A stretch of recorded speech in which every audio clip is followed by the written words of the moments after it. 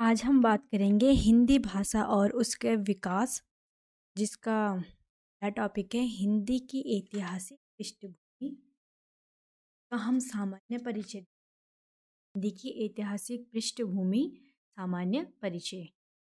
विश्व में भाषाओं की संख्या 2796 से 3000 के बीच मानी जाती है। सभी भाषाओं का अध्ययन दो प्रकार के वर्गीकरण के तहत किया जाता है। पहला है आकृतिमूलक वर्गीकरण और दूसरा है पारिवारिक वर्गीकरण। आकृतिमूलक वर्गीकरण का आधार वाक्य रचना और रूप रचना है। इसके अन्य नाम रूपात्मक वर्गीकरण, रचनात्मक वर्गीकरण, व्याकरणिक, व्याख्यात्मक, पदात्मक, पदाश्रित वर्गीकरण है। इसके उल्लेख्य बिंदु जो हैं वो है कि विश्व की भाषाओं का आकृतिमूलक वर्गीकरण सबसे पहली बार प्रोफेसर स्लेगल ने किया था। इम्पोर्टेंट ये यहाँ पे है कि आकृतिमूलक वर्गीकरण का सबसे पहली बार किसने किया था? वो है प्रोफेसर स्लेगल ने। दूसरा है पारिवारिक वर्गीकरण। इसका जो आधार है वो है रचना तत्व और अर्थ तत्व। इसके अन्य नाम वंशात्मक वर्गीकरण, वंशानुक्रमिक, कुलात्मक या ऐतिहासिक वर्गीकरण। इसके महत्वपूर्ण बिंदु है कि पारिवारिक वर्गीकरण में निम्न बातों को आधार बनाया जाता है। वो है पद रचना, वाक्य रचना, ध्वनि, अर्थ, शब्द, स्थानिक समीपता।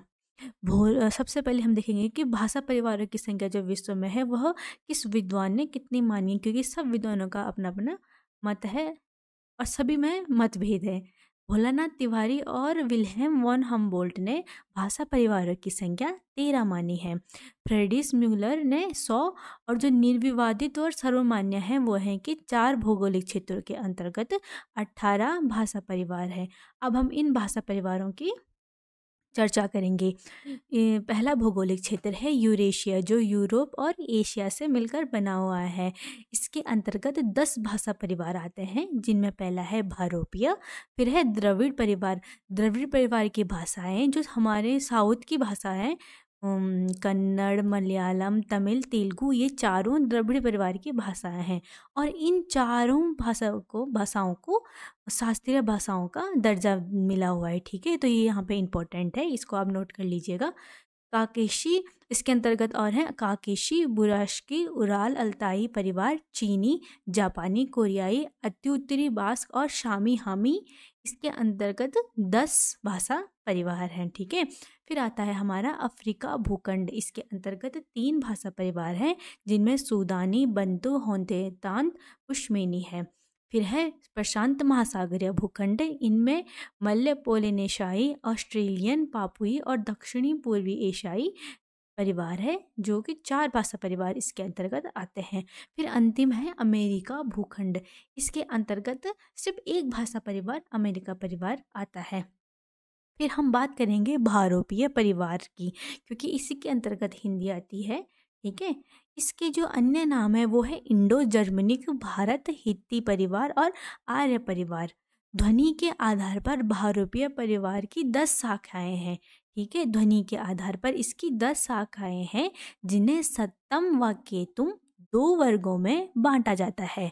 सत्तम वर्ग की भाषाएं देखते हैं, भारत, ईरानी जिन्हें आर्य भी कहा गया है, वाल्टो, स्लाविक, अर्मीनी और अल्बानी। फिर केतुम वर्ग में आते हैं जर्मनी, केल्टिक, ग्रीक, तोखरी, हिटाइट और इटालिक। ठीक है,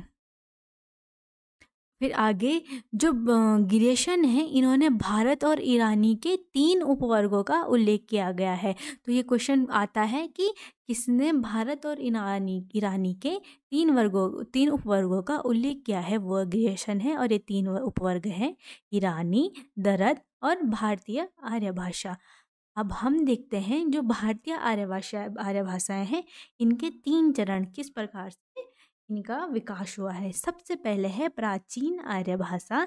इसका समय है 1500 ईसा पूर्व से 500 ईसा पूर्व तक और इसके अंतर्गत 2 भाषाएं हैं, वैदिक संस्कृत और लौकिक संस्कृत।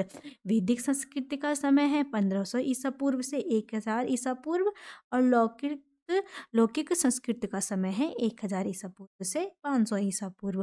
फिर है मध्यकालीन आर्य भाषा। इसके अंतर्गत 3 भाषाएं हैं, जो हैं पाली, प्राकृत और अपभ्रंश। पाली का समय है 500 ईसा पूर्व से 1 ईस्वी, प्राकृत का समय है 1 ईस्वी से 500 ईस्वी और अपभ्रंश का समय है 500 ईस्वी से 1000 ईस्वी। फिर आती है हमारी आधुनिक आर्य भाषाएं, जिनका समय है 1000 ईस्वी से अब तक, अर्थात वर्तमान समय में जो भी भाषाएं हैं वो सारी आधुनिक आर्य भाषाओं में आती हैं। इनमें मुख्य हैं हिंदी, बांग्ला, उड़िया, मराठी, गुजराती, पंजाबी, सिंधी आदि। ठीक है, जो वर्तमान समय की भाषाएं हैं वो सारी की सारी आधुनिक आर्य भाषाओं में आती हैं। अब हम बात करेंगे प्राचीन आर्य भाषाओं की। ठीक है, जिनमें पहली है वैदिक संस्कृत। भारत में भाषा का प्राचीनतम रूप संस्कृत है। ठीक है, और इसके आधार पर इसे 2 संस्कृतों में बांटा जाता है। इसके 2 भाग हैं, जो पहला है वैदिक संस्कृत और फिर लौकिक संस्कृत। वैदिक संस्कृत की कुछ महत्वपूर्ण जानकारियां लेते हैं। इसमें जो ध्वनियाँ हैं वो 52 हैं, 3 लिंग हैं, 3 वचन और इसमें 8 कारक हैं। ठीक है, इंपॉर्टेंट है कि इसमें कितनी ध्वनियाँ हैं, इसमें 52 ध्वनियाँ हैं और इनमें 3 लिंग, 3 वचन और 8 कारक हैं। इस भाषा में जो रचनाएं हुई हैं वैदिक संस्कृत में, वो वेद, वेदांग, ब्राह्मण, आरण्यक, उपनिषद आदि इसमें लिखे गए हैं। ठीक है, अब हम वेदों के बारे में तो आप सभी को पता होगा कि वेद 4 हैं। इनकी जो महत्वपूर्ण बिंदु हैं इनको हम देखते हैं। पहला है यजुर्वेद। ऋक जो शब्द है इसका शाब्दिक अर्थ है स्तुति करना। यजुर्वेद में ऋचाओं की संख्या 10,580 है। इसमें मंडल 10 है, सूक्त 1028 है और यजुर्वेद का जो विषय है वो है देवताओं की स्तुति संबंधित श्लोक इसमें है। ठीक है, फिर है हमारा यजुर्वेद। यज्ञ की असल प्रक्रिया के लिए गद्य और पद्य में इसमें मंत्र हैं। यज्ञ में कहे जाने वाले गद्यात्मक मंत्रों को यजुष कहा जाता है और जो यजुर्वेद है इसकी 2 शाखा है। पहला है कृष्ण यजुर्वेद जो दक्षिण भारत में प्रचलित है और दूसरा है शुक्ल यजुर्वेद जो उत्तर भारत में प्रचलित है। फिर आता है हमारा सामवेद। इसमें यज्ञों में गाए जाने वाले गेय पद हैं। ठीक है, फिर चौथा है अथर्ववेद, जिसमें जादू, टोना और औषधीय मंत्र इसमें मिलते हैं और इसका अन्य महत्वपूर्ण बिंदु ये है कि इसमें जो 75 ही मौलिक जो श्लोक या जो मंत्र हैं वो इसके अपने 75 ही हैं। बाकी सारे मंत्र ऋग्वेद से लिए गए हैं। ठीक है, अब आते हैं हम ब्राह्मण ग्रंथ में। जो सारे वेद हैं इनके अपने अपने ब्राह्मण ग्रंथ हैं। ऋग्वेद का ऐतरेय ब्राह्मण, शुक्ल यजुर्वेद का शतपथ ब्राह्मण, कृष्ण यजुर्वेद का तैत्तिरीय, सामवेद का तांडव और अथर्ववेद का गौपथ। ठीक है, फिर हम उपनिषदों की बात करेंगे। उपनिषदों की संख्या 108 है, जिनमें महत्वपूर्ण है ईश, केन, कठ, प्रश्न, ऐतरेय, छंदोग्य, तैत्तिरीय, मुंडक, मांडुक्य, श्वेताश्वर और कौशिकी। फिर हम बात करेंगे लौकिक संस्कृत की। लौकिक संस्कृत प्राचीन आर्य भाषा की दूसरी भाषा है। ठीक है, इसे संस्कृत या क्लासिक संस्कृत भी कहते हैं। इसका भाषिक विवेचन सर्वप्रथम पाणिनिकृत अष्टाध्यायी में मिलता है। इम्पोर्टेंट है कि इसका सर्वप्रथम विवेचन कहाँ मिलता है, तो पाणिनिकृत अष्टाध्यायी में इसका भाषिक विवेचन मिलता है। और इसमें जो रचनाएं हुई हैं इस भाषा में वह है रामायण, महाभारत, अर्थशास्त्र, नाट्यशास्त्र, अभिज्ञान शाकुंतलम और कादम्बरी। इसमें जो ध्वनियाँ हैं वो 48 है। देखिए, जो वैदिक भाषा थी उसमें 52 ध्वनियाँ थी और इसमें 4 लुप्त होकर सिर्फ 48 ही रह गई हैं। जो ये वैदिक संस्कृत है इसका मानकीकरण हुआ है, अर्थात यह एक परिनिष्ठ भाषा है। ठीक है, आगे चलते हैं हम मध्यकालीन आर्य भाषा पर। मध्यकालीन आर्य भाषा के अंतर्गत 3 भाषाएं आती हैं, पाली, प्राकृत और अपभ्रंश। पाली, सबसे पहले हम देखेंगे पाली। तो जो यह पाली शब्द है, इस शब्द की उत्पत्ति को लेकर भी बहुत विद्वानों में मतभेद है। जो विदुर शेखर भट्टाचार्य जी हैं वो पंक्ति से पाली शब्द की उत्पत्ति मानते हैं। उनके अनुसार पहले पंक्ति था, फिर पंक्ति हुआ, फिर पत्ति, फिर पट्टी, फिर पल्ली और फिर जाकर पाली शब्द की उत्पत्ति हुई। कुछ विद्वान पल्ली प्राकृत का तद्भव रूप मानते हैं। उनके जो पल्ली है वो प्राकृत का तद्भव रूप है। उनके अनुसार पहले प्राकृत शब्द था, फिर पाइल हुआ और उसके बाद पाली हो गया। कुछ विद्वान पाली को मगध की भाषा भी मानते हैं। वो पाली का अर्थ पाटली शब्द से लेते हैं। ठीक है। फिर जो कौशाम्बी के बौद्ध भिक्षुक हैं वो पाली का अर्थ पाल से लेते हैं, जिसका अर्थ है रक्षा करने वाली। पाली को बौद्ध साहित्य को पालने वाली या रक्षा करने वाली भाषा भी कहा जाता है, क्योंकि जो बौद्ध साहित्य के जो ग्रंथ हैं वो सारे के सारे पाली भाषा में ही लिखे गए हैं। ठीक है। फिर आता है हमारा भिक्षु जगदीश जी। इन्होंने जो पाली शब्द की उत्पत्ति है वो पर्याय से मानी है। उनके अनुसार पहले वो पर्याय था, फिर पर्याय हुआ, फिर पालियाय हुआ और उसके बाद पाली शब्द आया। पर्याय शब्द है वो प्राचीन बौद्ध साहित्य में बुद्ध के लिए मिलता है। ठीक है। फिर जो पाली भाषा में जो ग्रंथ हैं हम उनके बारे में अब चर्चा करेंगे। ये तीनों ग्रंथ बौद्ध धर्म से संबंधित है। ठीक है। जो सुत्त पिटक है इसमें बुद्ध के उपदेशों का संग्रह किया गया है। विनय पिटक में संघ संचालन के लिए दी गई शिक्षाओं का संकलन है। अभिधम्म पिटक में धर्मों का विशुद्ध और दार्शनिक विश्लेषण किया गया है। अन्य पाली से संबंधित महत्वपूर्ण ग्रंथ ये हैं मोगलान व्याकरण। मोगलान व्याकरण के जो रचयिता हैं वो है मोगलान, और ये इम्पॉर्टेंट है कि इसे पाली का श्रेष्ठ व्याकरण ग्रंथ माना जाता है। ठीक है। तो बहुत बार क्वेश्चन आता है कि पाली का श्रेष्ठ व्याकरण ग्रंथ कौन सा है, तो है मोगलान व्याकरण। फिर एक और है कच्यान व्याकरण, जिसके रचयिता है महाकच्यान। ठीक है। जो कच्यान हैं उनके अनुसार जो पाली में ध्वनियाँ हैं वो 41 ही हैं। देखिए, पहले वैदिक संस्कृत में 52 ध्वनियाँ थी और लौकिक संस्कृत में घट के 48 हो गई और यहाँ पे हो गई हैं 41। ठीक है। और इसमें जो 100 से सलजम और 100 से जो सपेरा षटकोण हैं वो दोनों मिला के क्या हो गए थे, 100 ही हो गया था, जो 100 से सपेरा वाला है। ठीक है। फिर इसमें जो नपुंसक लिंग है उसका लोप होना आरंभ हो गया था। जो द्विवचन है इसमें उसका भी लोप होना आरंभ हो गया था और विसर्ग का लोप होना भी इसमें आरंभ हो गया था। ठीक है। तो ये इसकी महत्वपूर्ण विशेषता है कि नपुंसक लिंग, द्विवचन और विसर्ग का लोप होना आरंभ पाली में शुरू हो गया था। ठीक है। और इसकी एक और महत्वपूर्ण विशेषता है कि संस्कृत के संयुक्त व्यंजनों को सरल करने के लिए इसमें द्वितीयकरण की जो प्रवृत्ति थी वो शुरू हो गई थी। ठीक है। तो एक और ये महत्वपूर्ण विशेषता है, शब्दों के द्वितीयकरण का आरंभ पाली में शुरू हो गया था। आगे हम देखेंगे प्राकृत।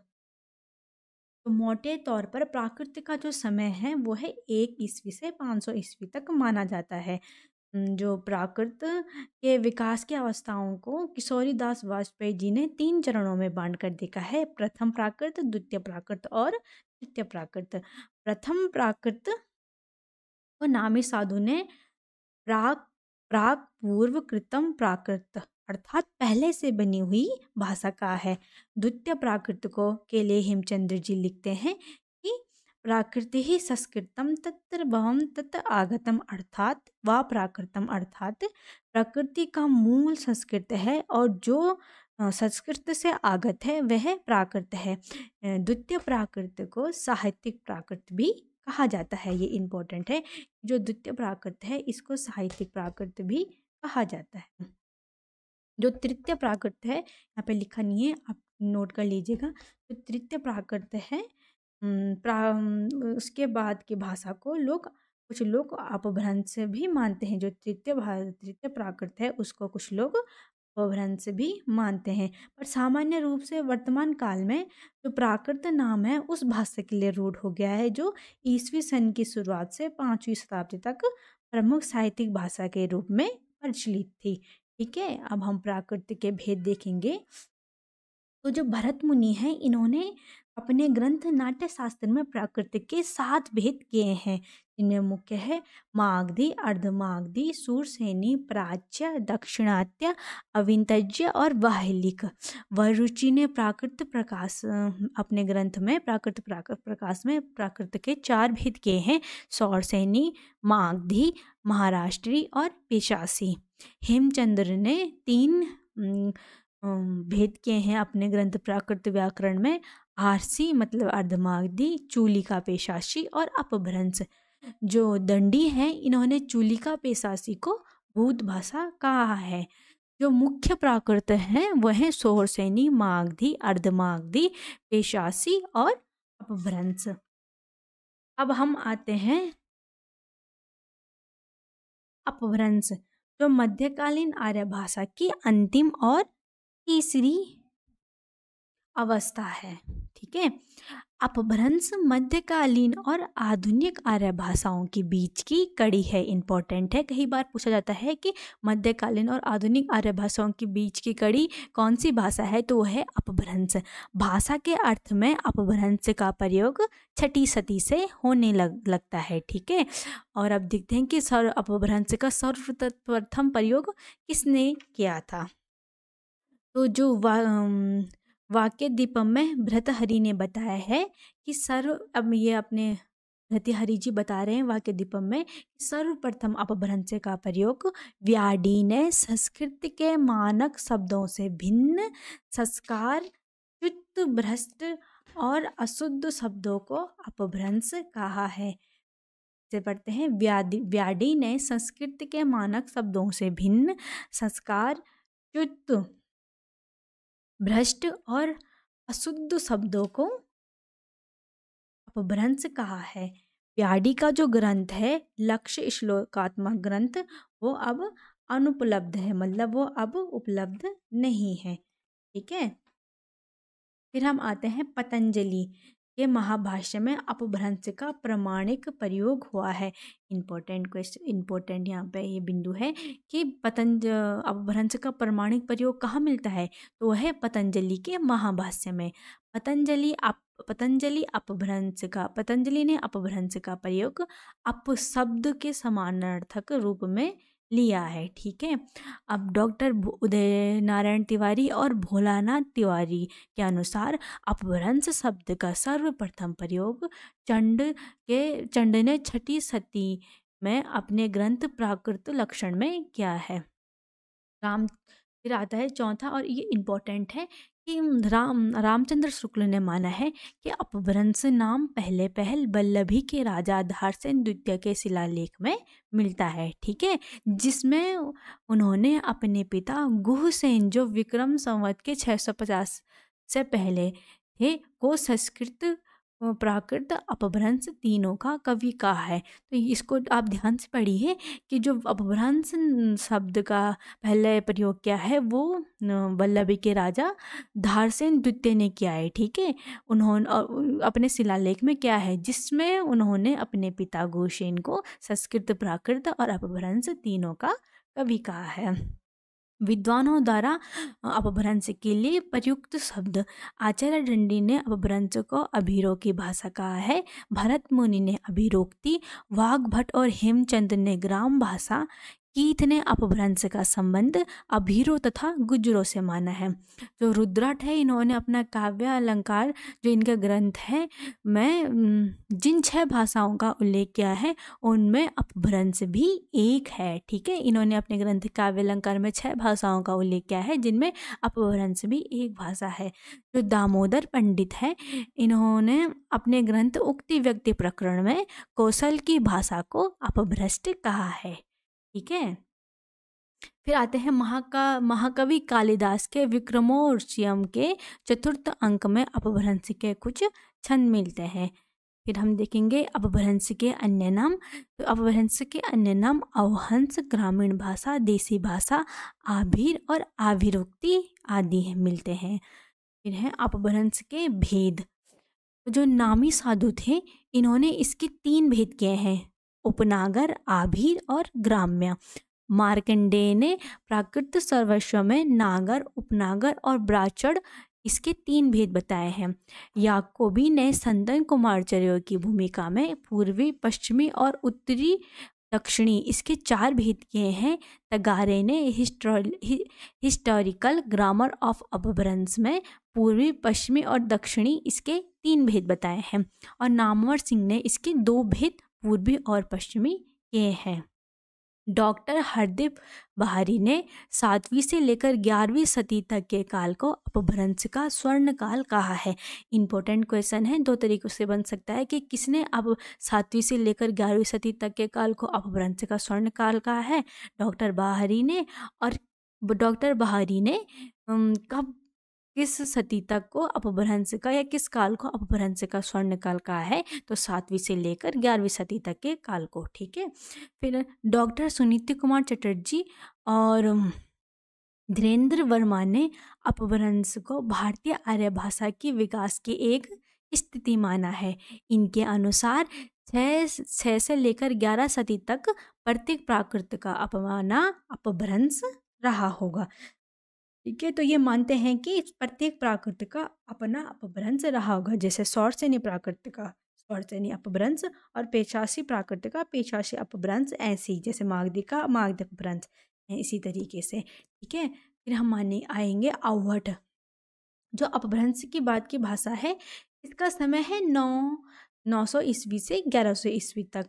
सुनीति कुमार चटर्जी ने अवहट भाषा को अपभ्रंश और पुरानी हिंदी की बीच की कड़ी माना है। ये भी इम्पोर्टेंट है कि किसने अवहट भाषा को अपभ्रंश और पुरानी हिंदी के बीच की कड़ी माना है, वह है सुनीति कुमार चटर्जी। फिर आगे है कि अवहट का प्रथम प्रयोग कहाँ मिलता है, यह भी इम्पोर्टेंट है। अवहट का प्रथम प्रयोग वर्ण रत्नाकर, जो ज्योतिरीश्वर ठाकुर का ग्रंथ है, उसमें इसका प्रथम प्रयोग मिलता है। प्राकृत पैंगलम के जो टीकाकार वंशीधर हैं, इन्होंने इसकी भाषा को अवहट कहा है। ठीक है, प्राकृत पैंगलम के टीकाकार वंशीधर ने इसकी भाषा को अवहट भाषा कहा है। इसके अलावा विद्यापति ने कीर्तिलता की भाषा को भी अवहट कहा है। ठीक है, तो आज हमने वैदिक संस्कृत से लेकर अपभ्रंश तक, मध्यकालीन मतलब प्राचीन से लेकर मध्यकालीन आर्य भाषाओं का यहाँ पे चर्चा की है। अगली वीडियो में हम आधुनिक आर्य भाषाओं के बारे में चर्चा करेंगे। तब तक आप इसके जो महत्वपूर्ण टॉपिक हैं, वैसे तो सारे ही महत्वपूर्ण हैं, इनको नोट डाउन कर लीजिएगा। और जो मैंने नोट नहीं पे यहाँ पे किए हैं, तो उनको आप वीडियो को रोक के थोड़ा सा सुन के उसके बाद लिख लीजिएगा। ठीक है, अगली वीडियो में हम देखेंगे आधुनिक आर्य भाषाओं। ठीक है, मिलते हैं फिर अगली वीडियो।